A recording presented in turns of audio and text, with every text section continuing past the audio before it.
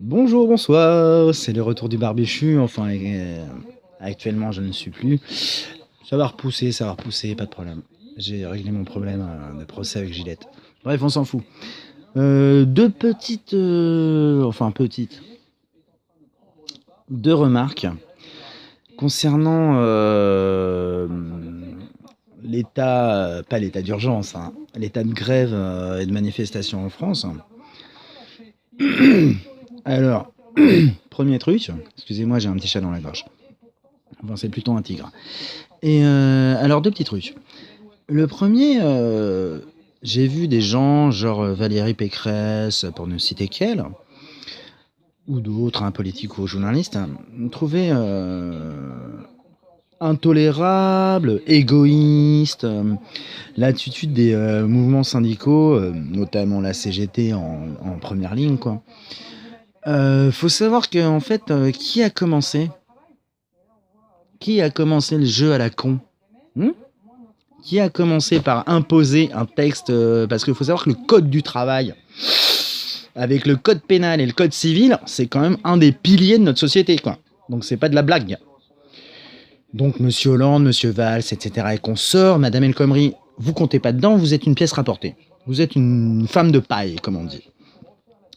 Enfin, normalement on dit homme de paille, mais ça s'appelle l'égalité. On partage les merdes, hein. Voilà, bref. Donc c'est quand même le gouvernement qui a commencé. Les autres sont juste réactifs. Après, profiter de l'euro, ouais, vous croyez pas et tout. Quand tu mènes une baston, bah là, c'est exactement ce qu'il fallait faire. Parce que là, ça va vous foutre dans une merde interstellaire. C'est-à-dire que la CGT qu'on sort, c'est pas un levier qu'ils ont. C'est une putain de baramine qui fait beaucoup de kilomètres de long. Voilà. Ça, c'était le premier point. Donc arrêtez d'engueuler les grévistes, les manifestants, etc. Les premiers qui ont foutu la merde et qu'on... Parce que pour que ça pète, il faut une allumette. Qui a gratté l'allumette? Bref, deuxième point, qui concerne là, qui s'adresse aux syndicalistes. Les gars, arrêtez de vous mettre la population à dos.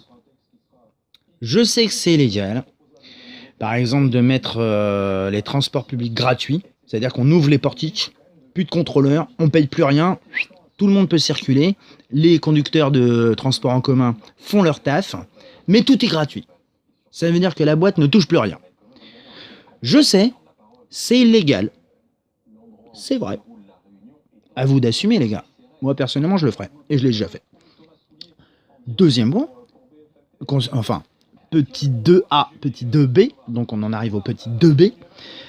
Concernant les éboueurs, ramassez les ordures devant chez les gens. Faites-en vos amis. Vous avez bloqué les sites de stockage? Il y en a d'autres. Alors, ça s'appelle la mairie, la préfecture, le conseil départemental. L'Élysée, vous y arriverez jamais. Matignon, Beauvau, faut voir. Moi, personnellement, si j'étais vous, vu que j'adore le foot, j'irais carrément foutre mes poubelles devant le Stade de France. Oh si, il faut y aller franco, quoi, tranquille. Par contre, vous gardez la population avec vous. Faut arrêter de punir la population, alors que votre vrai ennemi, elle était belle celle-là. Votre ennemi véritable, c'est quand même les représentants de l'État. Voilà. Et petite parenthèse pour ces représentants de l'État, vous n'êtes rien. Non. L'État, c'est nous. L'État, c'est le peuple. Vous n'êtes que des représentants. C'est tout. Sans nous, vous n'êtes rien. Et c'est pas avec vos pauvres effectifs. Non, mais après la suppression des bidas, après, bon, ça c'est Chirac. Après, ce qu'a fait Sarkozy concernant la police nationale, etc. Vous n'avez pas les effectifs. Ne tentez pas le coup. Ne tentez pas le coup. Je vois que vous vous entêtez. C'est une erreur. C'est une erreur à deux doigts de la faute quand même. Hein.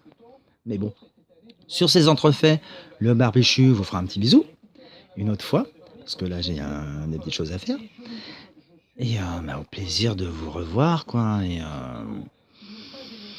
juste pour conclure, j'étais misanthrope optimiste.